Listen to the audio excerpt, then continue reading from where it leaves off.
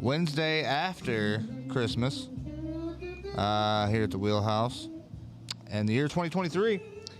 Today we got another great guest coming to us all the way from Toronto, Canada. Pretty interesting guest. We're going to ask him some questions, do it like we normally do, see what he's all about and how he lives life in a wheelchair. But before we get to him, let's roll the intro. Welcome to Wheelchair Wednesday.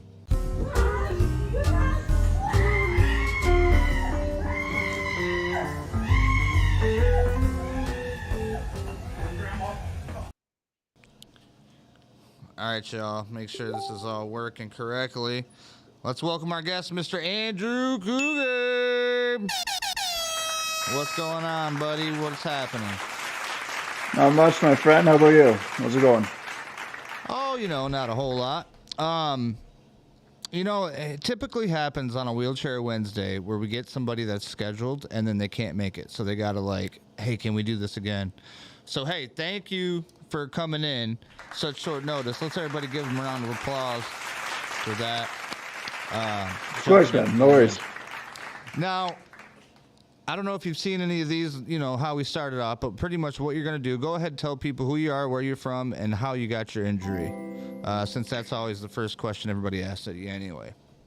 Yeah, no worries. My name's Andrew Kooger. I'm from, as you mentioned, Toronto, Ontario, Canada, Great White North. I used to compete in downhill mountain biking.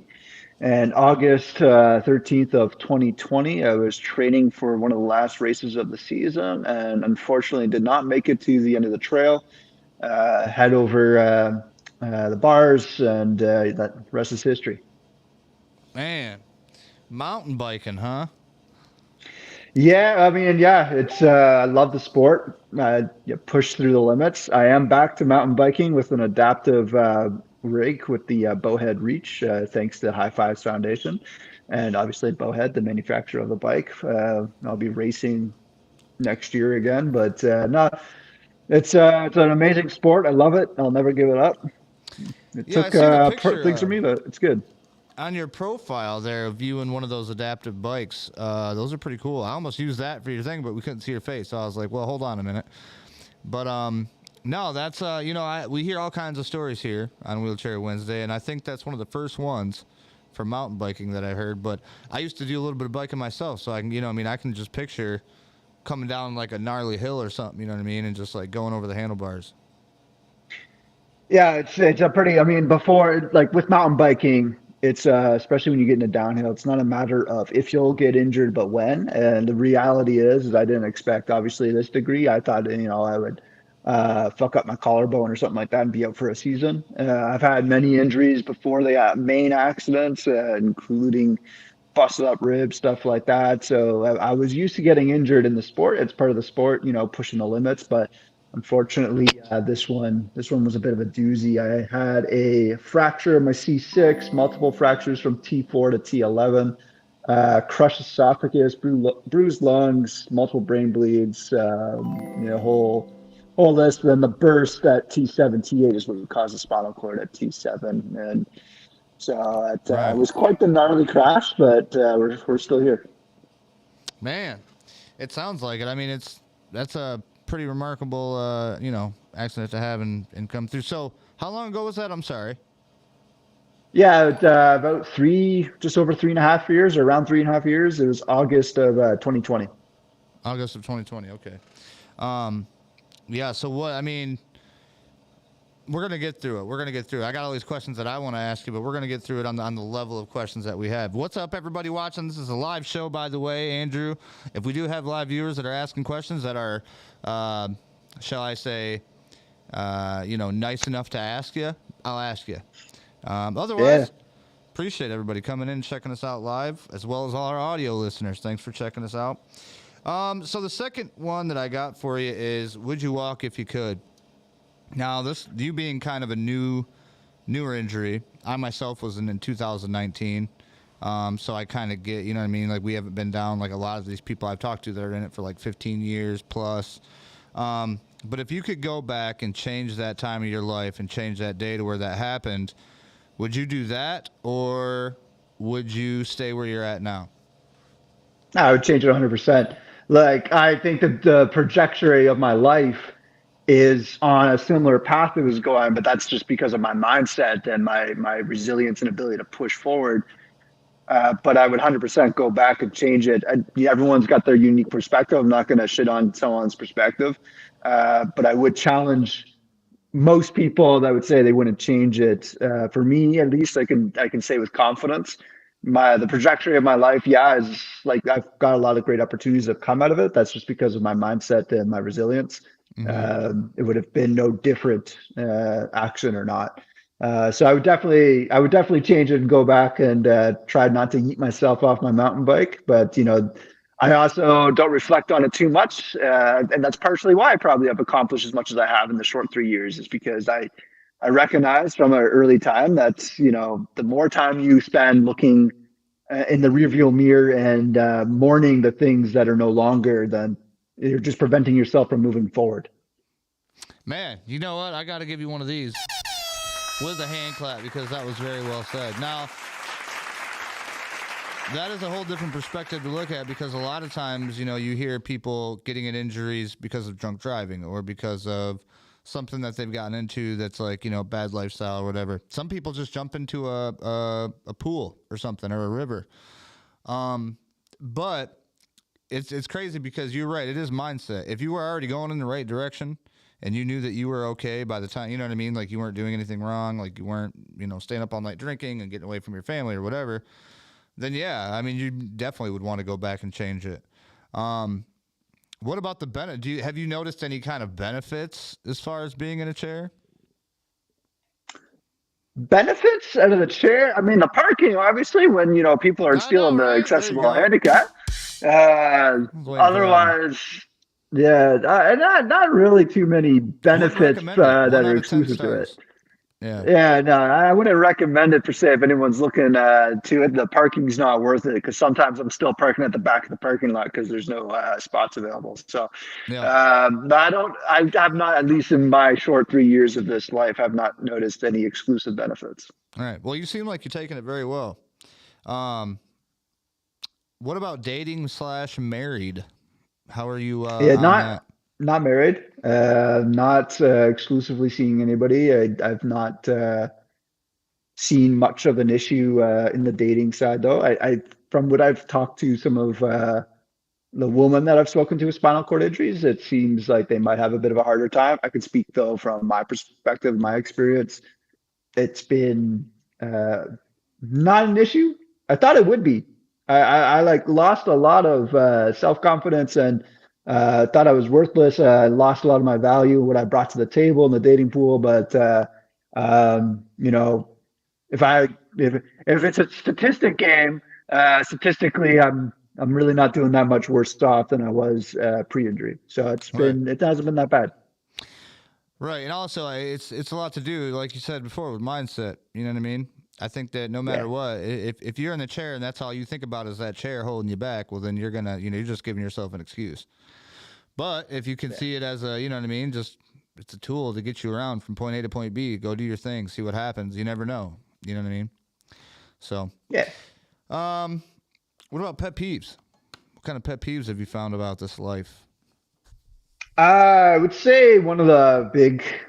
Uh, Let me think on that one. I'd say one pet peeve is when I'm trying to get in and out of my car when people are just staring or like they'll ask when you help. I'm like, no, I'm good, and then they still just continue to stare. And people, well, it's frustrating. I'd say it's almost the pet peeve on its own is the pet peeve because like there are a lot of times where I have people that are really they mean well and they ask if I need help, stuff like that. And you can't be mad at them because they're just people that are trying to help.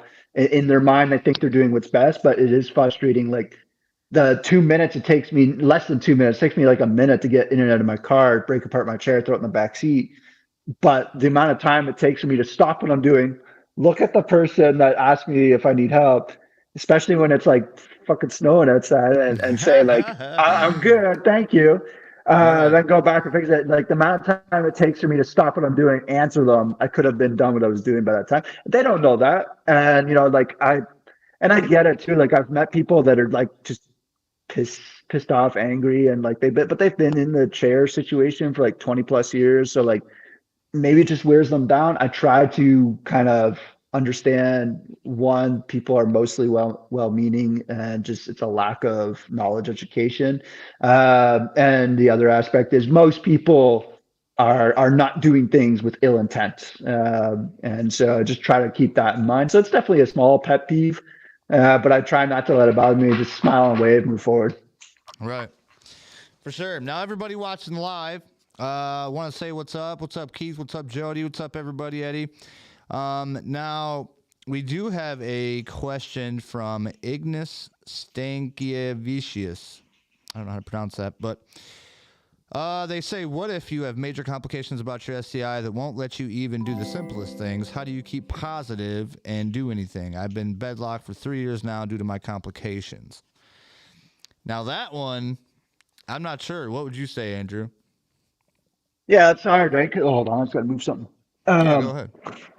Sorry for that. Dumb dog wants to get on the couch. So yeah, that's like I can't relate to that. So I'm not going to tell you what you should do or what to do. I can only tell you like from a mindset perspective. If you say you've been bedlocked and there's not much you can do, that's hard. I can't imagine. I've never been in that situation other than temporarily when I had my first, month in the hospital after my accident, and it really that's a struggle point. I remember those days. They were dark. And so I guess what I would say to you is really analyze, is there anything you can do? Even if it's something small and simple, is there anything you're capable of doing, whether it's tech-based or, crafts, anything in your bed that you're able to do?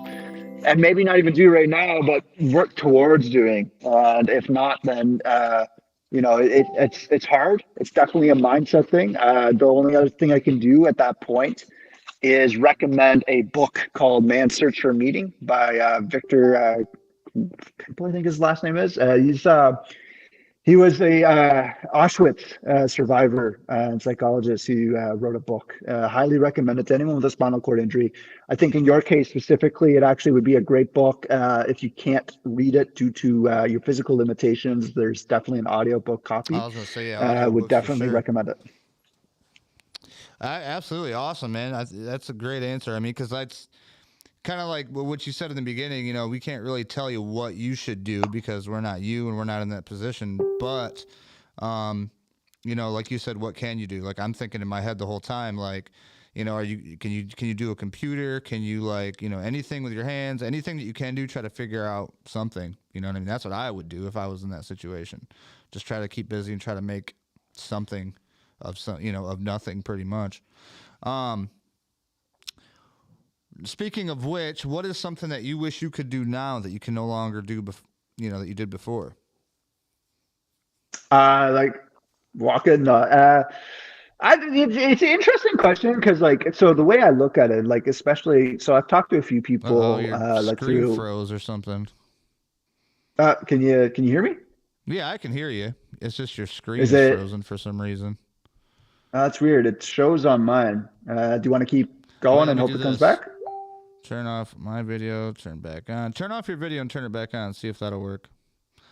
This is the first time we've had to deal with this. Oh, there you are, I think. There we go. We good? Oh, no, it's still your same video. It's just a picture of your face. You look very, content but concerned. I'm not sure why it would do that either. It's never done that before. This is a new problem that we've had here on Wheelchair Wednesday. Well, we have a couple more questions. What should we do? Should we end it and come back for part 2? Do you want me to exit and come back in? Or do you want to, I don't want to kill your live there, so you tell me what you want. That's the thing. I've never had to deal with this before. Let me try to call you back and see if it'll work. All right. I'll call you right back. Sounds good, folks. If you're watching live, redial. Let's redial and see if it works. Oh, look at that. There he is. Hey, give me a second. Did I save it? I think I saved it. Oh, I'm back. We're back. Okay. Awesome. That was quick. That was the quickest we've ever fixed a problem here on Wheelchair Wednesday.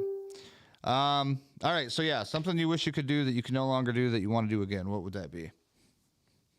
That's an interesting question because, like, obviously walking, I would say, but like it's something that I've noticed for myself. It's a mindset thing in the sense that, like I say, okay, why do I miss walking? Because I want to do this, this, this. But like, I've actually, like, most things I used to do before, I have found a way to do it. It's just different. Like mountain biking, driving my car. I do go up the stairs. I just tricep dip up the stairs every night. Don't recommend it. It fucking sucks, but I do it. I can So like I imagine. would say the one thing I would really like to do is simply just walk on the beach and feel the sand between my toes Oh and yeah. sip some fucking scotch on the beach. Hell yeah. I'm with you there. Shit, we'll have a bonfire and everybody can come for a day. That'd be nice, wouldn't it? There we Uh, go. what about pain levels? You said you're what, T7. Do you have any pain on that level or? I'm pretty good for pain. I got a little bit of nerve pain, but nothing like compared to what some people talk about. Like I take baclofen, and that's mostly just to help me sleep at night. Otherwise, I'm pretty drug free. That's what I take Um, is baclofen, yeah. That's more of a yeah, so spasm medication though. yeah, it really does fuck off for that. I usually just take it to knock me out at night, and that's about it. Oh yeah. So yeah, I'm thankfully pretty pain free for the most part. And I would say in that, like when I do get pain, movement helps. Like I go to the gym regularly. I'd say whether it's just getting it moving that, or just the sake that it's a distraction to your body and mind, Oh, it's absolutely. definitely helped. Yeah, absolutely. Jesse Strawham that I've interviewed a while back. I don't know if you've ever seen her. She has a couple different YouTube channels that she does. They actually have a wonderful program that you can do, and it's like 15 minutes, a day if you want, just to get yourself moving. For me, it's my shoulder blades because I'm a T6 or T3 T4, so I'm up like chest level.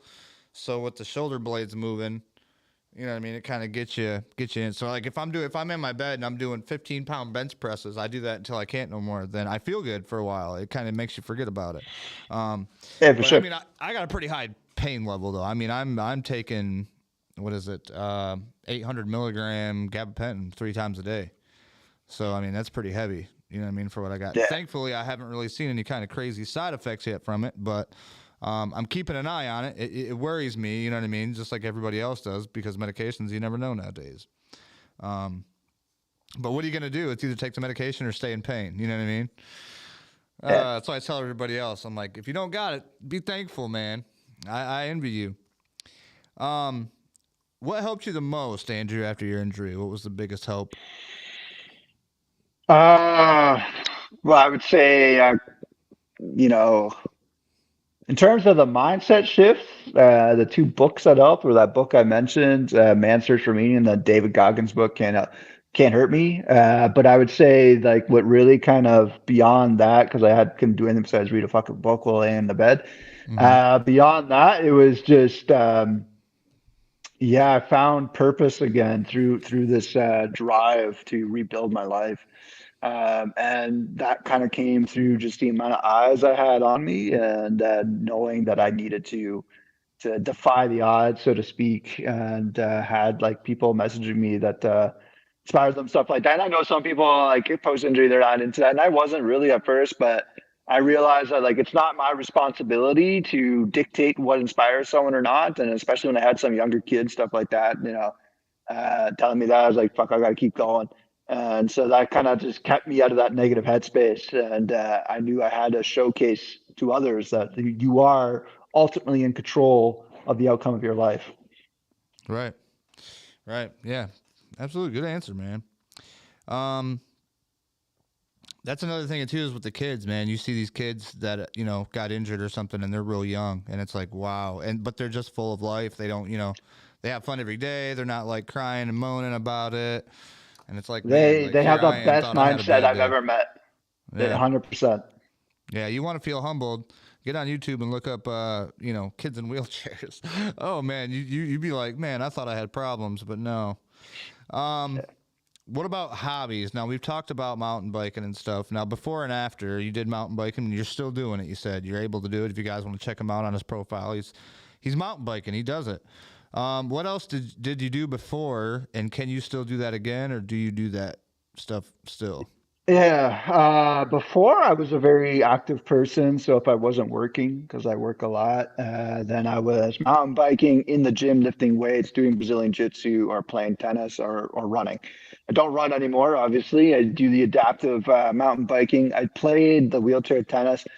I'm not picking up a little bit. I'm not all that into it because why I played before, it was just a casual thing to do with friends, maybe do like a small casual tournament. Now it's just the complexity of like the logistics of organizing it. To me, I'm not for it Oh as much, yeah. although I have done it. I thought about doing the jitsu, adaptive jitsu a bit, but haven't got into it yet because I used to do the jitsu before. But yeah, otherwise, that's pretty much it. It's just the mountain biking and the gym for me. Like I'm in the gym regularly because it's part of my branding, and I am a co-founder of a supplement company. So just kind of in there for, obviously promoting that, but also just I loved it before. I give credit to the gym as to why I'm alive today. My surgeon told me the muscle mass I had is probably the reason why I'm alive. So I give credit to that. So yeah, the mountain biking and the gym and work. So those are my three hobbies.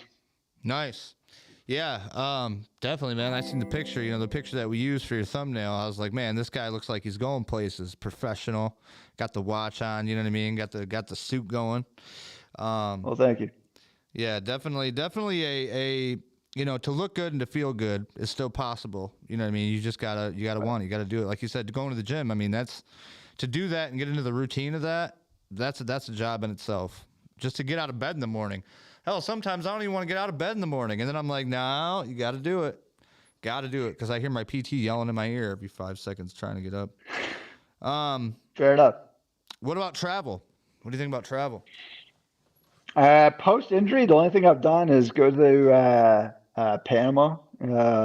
Traveling wasn't bad for that. I do miss traveling. The thing is, though, is like before I was like, I stayed in a hostel and backpacked. Like I have zero interest in traveling to touristy things or resorts, stuff like that. So, I haven't done too much traveling post injury. Just like, I mean, I got injured like peak COVID, so there wasn't much opportunity. And so now I'll look into it a bit. Like I want to go back to Colombia.